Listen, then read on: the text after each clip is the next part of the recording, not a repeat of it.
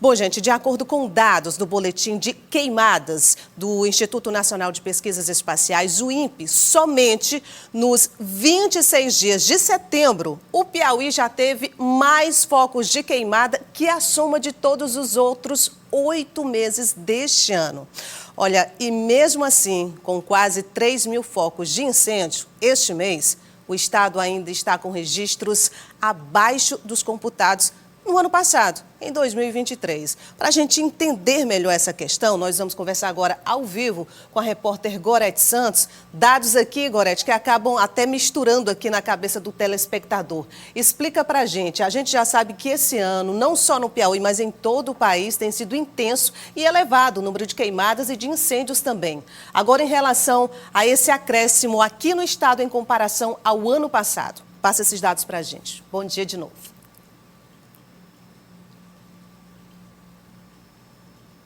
Ao longo de 2024, aqui no estado do Piauí, já foram registrados mais de 5.800 focos. Quando a gente faz esse comparativo, por exemplo, no mês de setembro, quase 3.000, portanto, praticamente representa metade, né, de todos os registros de 2024.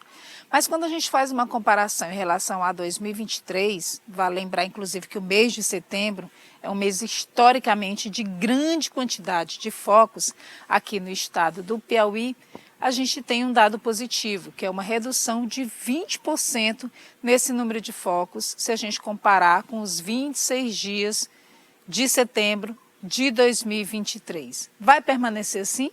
É o que todo mundo espera. Mas a gente vai avaliar isso agora com o Ayrton Costa, ele que é climatologista, mas é também diretor de prevenção e mitigação da Defesa Civil, trazendo para a gente essas informações. Historicamente, setembro já registra mesmo a maioria dos focos, conjugado também com o início do período das primeiras semanas de outubro, Ayrton. Já dá para a gente antever como é que vai ser esse cenário? Bom dia.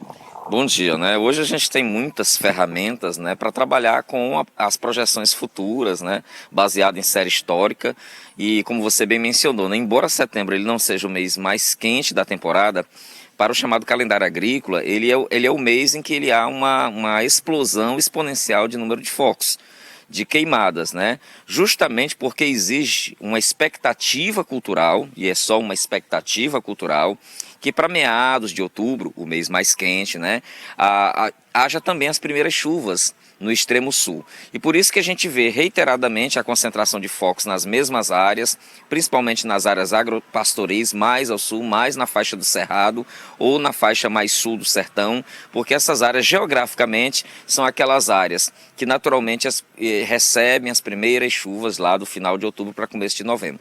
Então esse processo ele é cultural e ele é sazonal.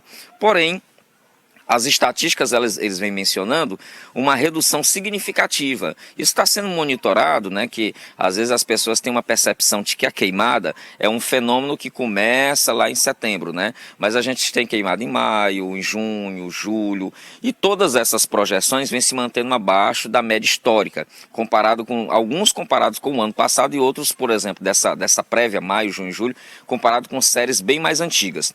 E é muito importante pontuar, essa condição ela permanece nesse patamar abaixo da média, está muito diferente dos estados vizinhos, da Matopiba, por exemplo, Maranhão, Tocantins e Bahia. Isso se deve naturalmente a uma conjugação de esforços de governo estadual, de governo municipal, de entes privados. A gente tem também que pontuar que muitos produtores vêm colaborando com esse esforço, né? Mas é claro que ainda não é o ideal, que a gente está buscando sempre melhorar para preservar o meio ambiente e naturalmente impedir que o dano, que a queimada se transforme em um desastre, ou seja, um incêndio, provocando prejuízos materiais. O clima, a gente sabe que infelizmente ele está favorável para o fogo, né? E com o aquecimento global, com as mudanças climáticas, isso tende infelizmente a piorar se nada for feito. Esse trabalho de logística, né, de reagrupamento, de educação com todo mundo, claro, é primordial nesse aspecto. E se tem conseguido uma integração maior, qual que seria a saída de fato? Olha, você mencionou muito bem, né? A palavra integração, a palavra parceria, a palavra planejamento. Olha, na maioria dos casos, e o Brasil tem um histórico de órgãos que desenvolvem até atividades muito semelhantes e não dialogam. Por determinação do governador, ele quer que a administração dialogue. Que, por exemplo, o cidadão que está na SEMAR conheça as atribuições da SEDEC, do Corpo de Bombeiros, de outras secretarias, enfim, que cada profissional, que cada gestor, ele tem uma visão do global. Isso é muito importante, Gorete, para que a gente possa compreender os nossos problemas, as nossas contradições, que a gente possa fazer intervenções assertivas. Afinal, é fundamental valorizar o dinheiro do contribuinte. Isso se manifestou na construção da sala de crise. A exemplo das outras salas de crise que existem no Brasil, ela não é apenas um espaço físico ou um espaço virtual, é um espaço de diálogo, é um espaço de discussão, é um espaço de propor soluções, ok? Soluções inteligentes para velhos problemas. E a gente sabe que o contexto que nós estamos mergulhados é um contexto de agravo, ou seja, as mudanças climáticas são estopim para potencializar toda a condição do fogo. A gente sabe muito bem que está mais quente, que está mais seco, que você tem muito mais material combustível e diante de um cenário de agravo exige mais do corpo técnico, do corpo humano e das políticas públicas mais eficiência e abrangência. Muito obrigada, o Ayrton Costa, mais uma vez colaborando com a gente aqui no Notícia da Manhã, né, trazendo as informações. Ele que é climatologista e também diretor de prevenção e mitigação da Defesa Civil. Nájila.